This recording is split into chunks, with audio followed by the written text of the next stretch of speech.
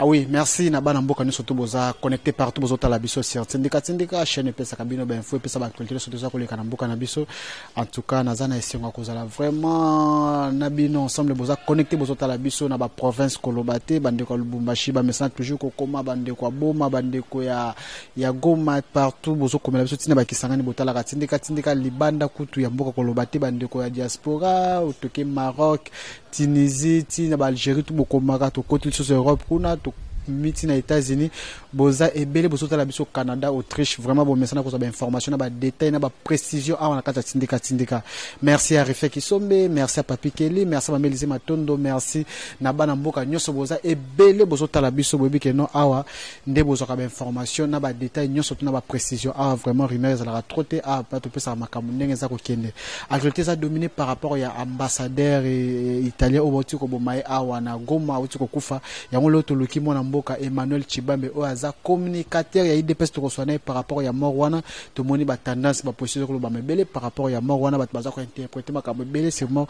ya ambassadeur ya États-Unis to mtozo moko ya ba communicateur ya IDPS to solana par rapport ya mort ya ambassadeur wana mwana mboka Emmanuel Chibambe mbali bosole ka Tindika mbote na yo mbote mingi ndeko mbote na ba nyoso ba Olanda biso na kati ya Itandoike na kati ya WhatsApp. Comme on a YouTube, une émission autour de ça, la chaîne Tindika.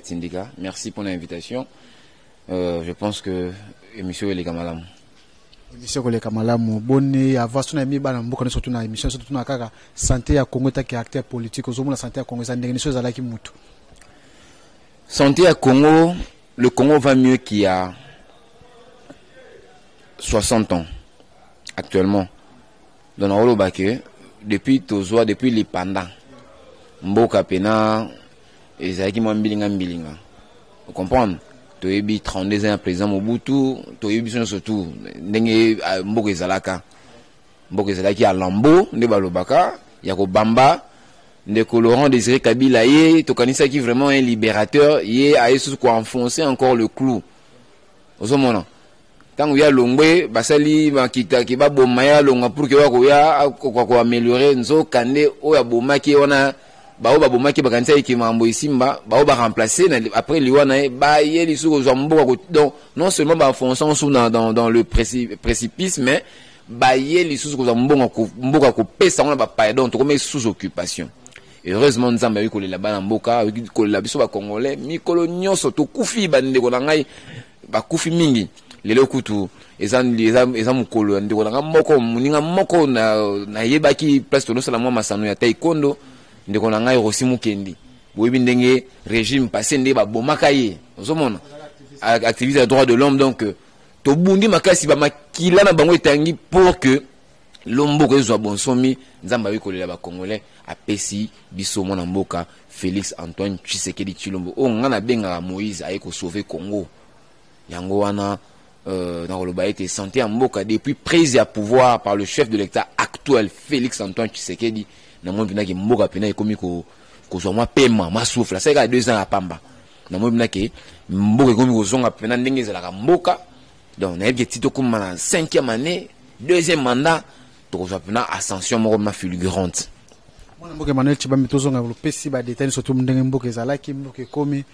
mais les autres en actualité ambassadeur ya Italie awana mboka na biso awuti ko kufa to kena no sur le plan diplomatique et ko jouer mo iloko moko te moi image ya Congo ko zaneni par rapport ya mort wana bon opposant à deux questions olobi image ya Congo par rapport ya mort wana ça n'a rien à voir na ba incident diplomatique il faut savoir dissocier bato fo bayeba biso to bato to lobara bosolo osomona omoni président Félix Antoine Tshisekedi Tshilombo tant que tozaki biso son opposition tant tozaki na opposition tant qu'on opposition biso tozaki la vision na ibana na opposition alinga alobaka moko ya koza pouvoir ba impunité aussi la ti pena aussi la réduire impunité zéro osomona donc biso sonaka sa vision donc sa lignée wana osomona lelo yo tant au moins na mboka Félix a eu pouvoir a hérité mboka na ba mbilinga bien on a biso mboka zaki en lambo mbutu ba guerre par-ci par-là régime a qualifié une centaine de groupes armés je dis bien et Céline noté oui mais réduction est vraiment significative ça il faut aussi le dire ça veut dire que tu as 181 groupes armés. Quand bien, 181 groupes armés. Tant que le président Félix a continué à pouvoir, les lots et ça va 76, va 77. Ça veut dire que je constate il y a évolution. Mais et s'il est noté à 100%, ça il faut que nous les reconnaissions que s'il était. Mais il y a quelque chose qui a déjà été fait. Parce que tout le monde a 181 gros, tout le monde a 76 ou 77. Donc il y a des avancées significatives. Mais solution c'est qu'il faut 76 en petit il faut ici là. Donc ça travail de long, c'est un travail harassant. Ce n'est pas par un coup de bâton magique, il faut aussi ça. Non. Kabila avait un 18 ans. À Silici à côté. Botami de l'eau bakulune yema belé les lois kulune comme kolongwa bablora membia mabia so comme kokene malembe tous l'année précédée ozomona photos à mal calme tous à calme tu ba ki mona mboka seka 2 ans pas na pouvoir à la 3e année à la 4e année à la 5e année donc ça programme na oya la kaibiso programme na ya campagne ko kisa yango to juger te à court mandat non na 2e mandat voilà ça veut dire ceci aujourd'hui. Je dois être sincère, hein? Non, je ne suis pas naïf. D'abord, je commence par image. Et puis, si image a bien été, et puis si image a bien été. Il y a un diplomate de haute facture, notre ambassadeur, il y a Italie. A que kouf na modèle ou on en est babomelier. Par rapport à l'image, et puis si bien été. Ça, nous déplorons. Au moment, les loyaux, attention, mon n'a pas moyen à bomanga et à rater un gason à bomier. En tant qu'humain, moi commisération wana ne balobaka ekozala atako ye pas bomanga menga ngai na bomie mais liwa mutu et ça là toujours passé au monde ça fait mal que un diplomate a kufa na condition wana toyebi que les Canadiens moko enquête présent déjà depuis il y a diligente enquête moko boye il faut enquête wana souvent et déterminer sur ba circonstances il y a liwanae. Maintenant, on est sur le plan diplomatique. Il faut que tu sois congolais vérité. Totika, ba prêcher, en français. Totika, ba bro, haha. Totika, ba imbroglio, ba toubou. Ba micmac, totika biloko wana. Ça n'a aucun incidence sur le plan diplomatique. C'est une mort naturelle. Bon, naturelle peut-être dans le sens que, banguna ba bomaki, ezam liwa oyo. Et dit kama kuté na ngeza embuscade zana bisa na comment na sa moi histoire moi muké oyebi madame Benazir Bhutto ancien premier ministre ya Pakistan akufa je crois en 2007 ou 2008 ba bomaye premier ministre à l'époque à Isogi je crois personnalité makasi na Pakistan. Je crois que la fonction faut avec sous premier ministre faut ça. Il faut na réfléchir sur bien. Madame Wana Babomaye na kata mboka ne Babomaye abimi na 3 ouvrants ya mutu kana ye apesa batumbote babomi akufa. C'est une grande personnalité. Au monde. To connaîtant na mukili président nani aux États-Unis nani Reagan. Reagan voilà. Aux États-Unis, aux monde. Na mboka na biso tant wana zaka mona muke je crois 90 91 92 na zaka mona muke. Mais l'histoire nous renseigne que na mboka na biso oyo. Na zo par exemple on a exacté que je suis en train de faire l'éloge de Maramboye les Canadiens. Non, faut pas comprendre. Et ça juste un récital de faits. Na zo ça pour pas comprendre que ça peut arriver. Hein, mais ce n'est pas un crime de lèse-majesté, non. Na mboka na biso na RDC président ambassadeur il y a France babomaye awa na mboka na biso awawa na public na so bisa yo na non antenne on est déjà inani président Mobutu ndaina zayi président na mboko Mobutu ils na deuxième république nga na peso information zo constater comme na yele kiminga so na vali mo mukeko ya na après émission na oloba babomaye awa na ni na mda kuna masasi para osomona. Il y a eu quelques frustrations, ce qui est naturel, mais sur le plan diplomatique, je ne dis pas que je n'ai pas dit ça. Moi, je déplore du fait que l'ambassadeur a coupé de façon, je déplore ça.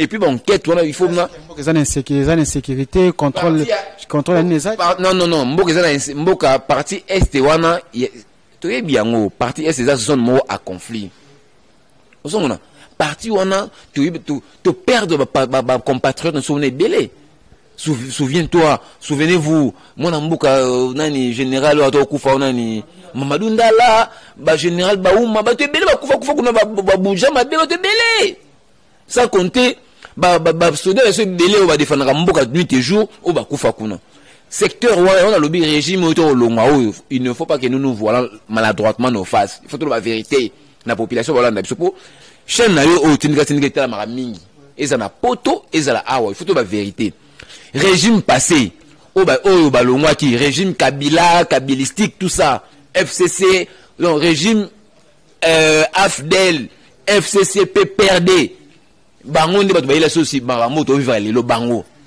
ba instauré pendant 22 ans donc na sangisi na AFDEL 4 ans AFDEL na ya bango 18 sali 22 ans pour bango ndi ba banana AFDEL après ba travestir bango comme PPRD sous FCC ni régime na bango kaka ndi bato ba ila biso makambo auto vivre lelo mais nous sommes déterminés avec le chef de l'État Félix Antoine Tshisekedi Tshilombo aux commandes biso to accompagner la Sima to ko vaincre la situation moni biso team mandat na ceci là si chef d'État c'est sa deuxième mandat na 2028 ba bloko to lo belongo soutien na Congo tango ya ko kende tango biso do faire na ko ya on aura un discours pour te faire élire do faire chef de l'État pour te dire que en 2028 tout son rappel par rapport à makambo tu ko le kamona mboka Emmanuel Chibambe Tolobi tuhuti kolanda surtout ba TV5 ba chaîne minga libanda izongisi ba image makonda mboka loba ke no akobunda ko tsa kimi azama impre ya ko sacrifier vine pour kimi kota na est mais ba moni est ngo depuis koti deza kimi koti kakate ndeko ngai en matière sécuritaire na lingi na oyo kanga bien bayi ba olanda biso bayo kanga bien sur le plan sécuritaire on n'est jamais dans l'absolu mutako sayote au Gozala na yo États-Unis d'Amérique mais Ben Laden a bouki des tours jumelles un individu Ben Laden États-Unis pays to yebi que non bon on de bana mindo ki nyoso mukidi bana ba pareil nyoso sophistiqué mais Ben Laden a défié bango Al-Qaïda deux tours pena bo World Trade Center to mona ndenge e bukana e kitana c'est to mona on peut être la France tout le monde nini Charlie Hebdo batanta Charlie Hebdo il y a Nice tout le monde à Londres tout le monde dernièrement na Péninia donc je n'encourage pas ça c'est pour répondre à ta question même français Nathalie on a TV na France 24 bango na ba TV5 bango na mboka na bango bato bazana ba meilleur comment est-ce que Dani Basaya wana ba yiko ta Charlie Hebdo ba boma bato na Charlie Hebdo comment est-ce que ba yiki na Nice ba boma bato na ville à Nice. Comment est-ce que les frères Moura, les deux frères Moura, Mohamed Moura, ça veut dire que sur le plan sécuritaire, personne n'est à l'absolu. Ça peut arriver à n'importe quand, n'importe quel pays, et comme les États-Unis, et comme la France, et comme la Londres, et à plus forte raison le RDC. Au ce moment. Donc, ce bloc, c'est pas mauvais. Chef de l'État, qui promet ça. D'abord, ils doivent féliciter le chef de l'État. Moi, par rapport à... Écoute, mais justement, j'arrive. Moi, j'estime qu'ils doivent être de mauvaise foi ou ils doivent être des très mauvais. De ne pas constater que non, taux et insécurité, et ça au rabais par rapport à taux et insécurité.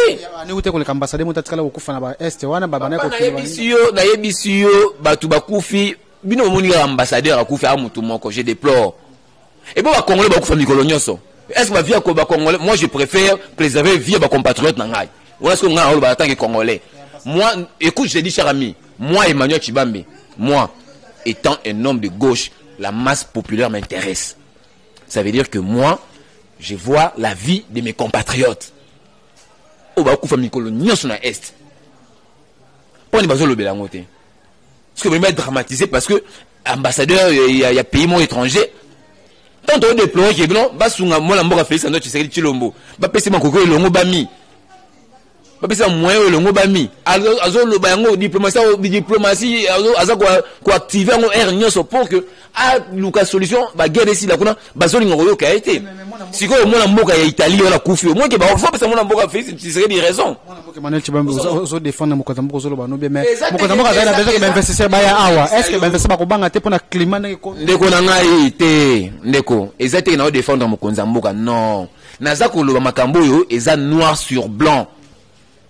Le chef de l'État a yebisi bango na mboka na ngai insécurité zali souci na ye premier eza que à vaincre insécurité wana lelo na mukili mutako saote pona gagner guerre bitumba ezaka il faut mando qu'il faut guerre mutako saote so ezaki bongo mais États-Unis balonga déjà mambo ya nini ya terrorisme vous comprenez. Lobby na Niger frappe salame na Niger beaucoup aram bango wana bazo frapper Nigeria Nigeria première économie africaine mais ba ko aussi ça beaucoup aram te osomona ba pays sur G5 Sahel wana te la 5 pays mbesangani ozui Mali ozui Mauritanie ozui Niger aujourd'hui nini sous pays ba Burkina Faso 5 pays wana sous basangani pona beaucoup amba ko silisa yango te donc il faut makoki o elongo bami basunga les 5 pays wana ya Sahel pour que ba vaincre Boko Haram makoki o ba pesa bango ezaba même makoki biso pe to yeko senga pe ba tieso ma bo pe pour te vaincre likambo terrorisme o na est papa ce sont des actes terroristes. Ne nous voilons pas la face, je l'ai dit. Il faut que tu aies mon amour à Félix Antoine Tshisekedi Maboko. Ko tu as beaucoup ngelo banini. To pese ba moyen nyonso longo bami. Biso bana Congo na batu misusu pour te vaincre fléau à Natal le ambassadeur italien qui. Par rapport à l'Union africaine, jouer mon rôle par rapport au Mozambique l'Union africaine numéro 1 même beaucoup ça insécurité bon ambassadeur à Kofi. Il y a on a des bisous on zo lobawa. Papa, liwa ambassadeur oyo, c'est une grande personnalité. Mais to pese ngo bon. Moi, je suis dans la dénotation. Hein. Beaucoup plus dans la connotation. Moi, je suis dans la dénotation. Je suis en train de voir ce que Elo et Sali qui est Liwana et comme et puis prochainement vous en avez pour trouver la solution. Peut-être que nous sommes dans la connotation. Moi, on va la Liwa na kokanisa gelo mo comme aboso ngeni non. Moi, je préfère rester dans le fait. C'est une grande personnalité à Koufi, c'est à déplorer, mais il ne faut pas oublier qu'il y a des Congolais qui meurent. Moi, par rapport à l'intérêt, par rapport à la proximité, hein, bah, on a expliqué parce que on a dans la communication, par rapport à la proximité. Moi, facile pour nous comprendre, par rapport à la compréhension, voilà, par rapport à l'intérêt entre les Congolais, moi, je préfère être écouté par Congolais. Parce que les Congolais, bah ADF bah FDLR bah bon côté kuna ta côté ici na ngo éliminer moi non mais bah okufa quand même il faut déplorer en donc on a vu sur le plan diplomatique tout ça que ça la comment que ça la jonction il y a makambo ezanatina kutu ezanakati moi je déplore ça on a besoin de liboso bah investisseur faut bah ya tout consort bon aboy mais et là on soupe faut tout na meka ko en contact na ministère ya affaires étrangères pour avoir information mo mais na ju yango na nté mais selon certaines sources j'ai dit avec réserve d'usage selon certaines sources déplacement na place wana ezaki signalé na ministère des affaires étrangères donc wana lo bien selon certaines sources parce que moi j'ai pas assez d'éléments pour confirmer ou bien infirmer donc ça reste à savoir. Je pense que prochain numéro sur les éléments tu peux savoir des détails par rapport à ça. Voilà. Moi, je vais vous dossier sur le entretien à Bisso. Joseph Kabila a botolé les militaires, les policiers ont surveillé, Kobimane pe ake Dubaï, kuna bakutana kina prince, basola kina banye. Lelo oyo komona China ngoma to bande ko so réseau te, ne sote comment lelo Kabila, babi même bien na IDPS, ba ndeko so sa déclaration bi keneza complot moko ya trio, ba muzitu, ba faulu na ba Kabila bana katsa makambo. Makambo pour l'insécurité na est kuna batina. Mais na yebisi yo ndeko na ngai moni ngai ne azaboy ngai au présenté comme communicateur il y a eu 2 pèses. Moi je viens communiquer par rapport à vision et à partie na ngai. Ça veut dire que na kotaka tout le temps, David na kotaka tout le temps en contact avec la continent parti. Na lukaka certains nationaux sont chargés il y a communication na pesimbote mon mboka Simon Kalenga na CG na so o asima ma communication na ba autorité mususu na zarama sont des informations mo obnate par rapport au sujet mo boye na ina zo mo ba confirmation na benga kapna na parti bon ngaza na mo vision mo na lo ba boye ya ndeni ba pesinga ba orientation ni na lekina tefe na lobinga le n'importe comment. Donc faut comment aussi faire la différence parce que batu bakombe mo ebele lekina TV communicateur tout ça je n'ai rien à voir na bango ils peuvent être communicateurs mais il faut moins rationalité, moins rationalité. Moi, je ne viens pas à la télé pour insulter. Ça, je ne le ferai pas. Je suis un acteur politique, je ne peux pas insulter. D'ailleurs, ma mère qui m'a élevé, de le bas âge, ne me l'a pas apprise. Moi, je n'insulte pas. Donc, moi, quand je parle, j'ai de l'audience. Et puis, je reçois beaucoup de coups de fil. Donc, pour la zone ya lisusu na ebisio que insécurité auto vivre les lots maman lo ba c'est une vérité d'ailleurs une vérité éternelle mutaka contredire ngazati ngana 97 ans afdel ekoti na mboko ngana zali na mboka oyo na yimo na mkie je me souviens na surtout ba bitabe na zuba mai na opesa ba soda afdel po ba ko bengana ba kadogo no ba ko bengana ba soda d'SP ya Mobutu po Mobutu nyonga iso na mboko to no bengo ba libérateur na ebité bah ebele bazaki bana mike ngapa ngona mike makasi j'étais même mineur à l'époque mais je me souviens na zo ba bitabe ba mai na pesa ba kadogo ba mela ba lia po batambuli ba koloba umeli on avait cru que bango ba kolongola dictateur ba libérateur véritablement mais on a constaté que tant bango ba yé ils ont fait pire que Muto tout so kasé ba ouais Mobutu donc bango ba ko boma mboka bango nde ba yeli biso makamoto vivre les lots c'est ça c'est une vérité ba koti pe na union sacrée bangonde ba oboma eloko oyoyo union sacrée c'est une vision c'est un état d'esprit enyelo bageso za muyibi yona bisa so za muyibi pa na bino so ko yepa ya batu comportement muyibi a faut tirer pa na bino tant o yepa na biso il faut se comporter na vision ya papa na biso so to moni ke yo mwana libanda yo na ndako so o se comporter na vision papa biso te biso bana papa ya ndako to benga na yo et puis to benga na opena to benga no pe to laxi bato mukili mumbake mwana aza muyibi to kansa so yepa na biso obonga mabonga mite aza muyi to tiko libanda to tshona boko bato isengeli ba rééduquer yo centre pénitentiaire pénitentiaire et de rééducation de Kinshasa CPRK to mo ko muyibi to mo ke biso to kokate to zuyo to tindi yo na maboko ba konzo ya CPRK ba ko rééduquer okuna c'est comme ça mikolo bozaka na IGF kaka yango bobeti ba matata bobeti ba IGF ba to faut comprendre l'IGF n'a pas la mission judiciaire. Le pénal relève de la spécialisation du corps judiciaire. IGF a un organe technique, il y a un contrôle, son monique bébé zali, à cause d'un rapport à Tindiango acquis des droits. Donc, ça veut dire ceux qui ont compétence en matière pénale, bangonde batou, mais IGF a quand même tout mutako ça au place on a peu IGF ba na moi déficit communicationnel grand frère nanga apo ipan je crois il est chargé de communication là bango il faut c'est fort hein grand frère excusez-moi oda aîné cher aîné je t'apprécie beaucoup dans musala au salaka bon puis ça c'est ça la musala journalisme bino mais je constate que moi déficit communicationnel étant expert en communication je constate que moi déficit des alliés comme on a chargé en communication IGF il faut moi qu'on faire expliquer Batou le rôle exact. Il y a IGF. Parce que les gens confondent maintenant. Bon, quand c'est IGF, ils ont organe et Kangabatu. Non. Le pénal, je répète, ma méthode pénal, ça relève exclusivement du corps judiciaire. IGF-T. Au son monde. Il y a sali rapport, on a atteint acquis des droits. Oh, c'est une mission. Il y a Robeni Sayo, Nanga.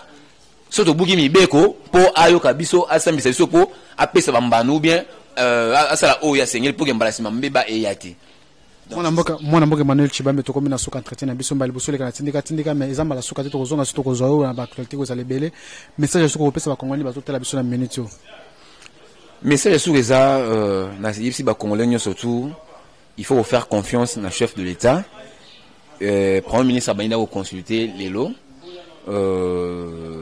je crois nazana kata ya bureau na été mais je crois d'ici fin du mois ou bien début en tout cas quinzaine du mois prochain gouvernement obima il y a union sacrée au tobinga gouvernement ba guerrier au ba sala musala pour na bino pour na bisonyo surtout donc tout ça la confiance dans l'union sacrée bisope ba généraux et chef d'état toi sur terrain toi ba chien biso toi ba chien de garde ndo moninga boy. Je suis Emmanuel, toi tu es la réserve de la République, surtout la réserve de la République. Mon équipe il a 11 acteurs na kati.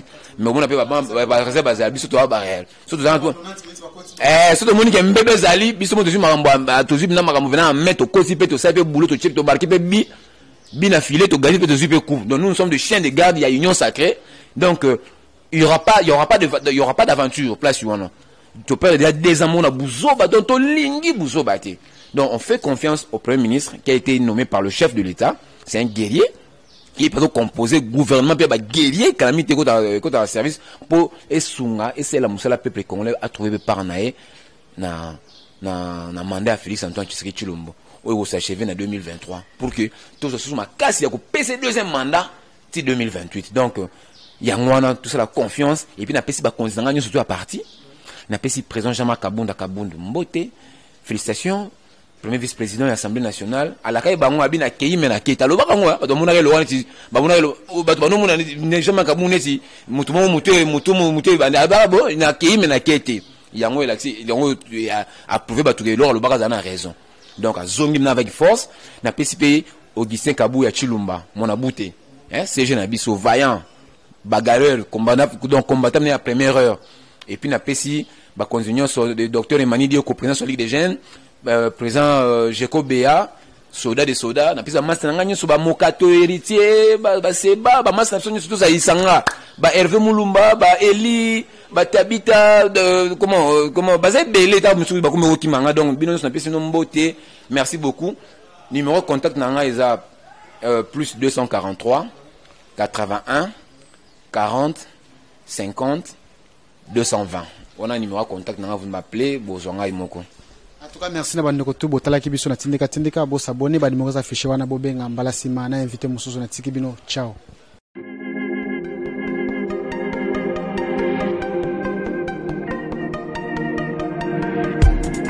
Après 25 ans d'expérience, eh oui, de 1995 jusqu'à ce jour, Elton Store, l'unique shop congolais de Londres, na Grande-Bretagne, il est Londres, et Zalikosa la fierté à la communauté Nabiso, et surtout, il y a un homme d'affaires congolais sérieux dans la diaspora. Oh yes.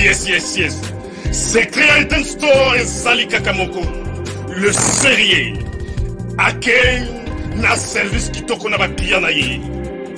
Avec ma produit naïe, où il y a première classe, il y a qualité supérieure. Oh, il y a ma bombe à Eden Store. Oh yes, mon climat bimbe yeba. Ma maman à Londres va confirmer. Eden Store, c'est le berceau des produits cosmétiques. Il y a solo produits originaux. Et yes, les alipes perso, il y a produits alimentaires, naturels et organiques. Au travers de nos produits cosmétiques, Eden Store détient le secret.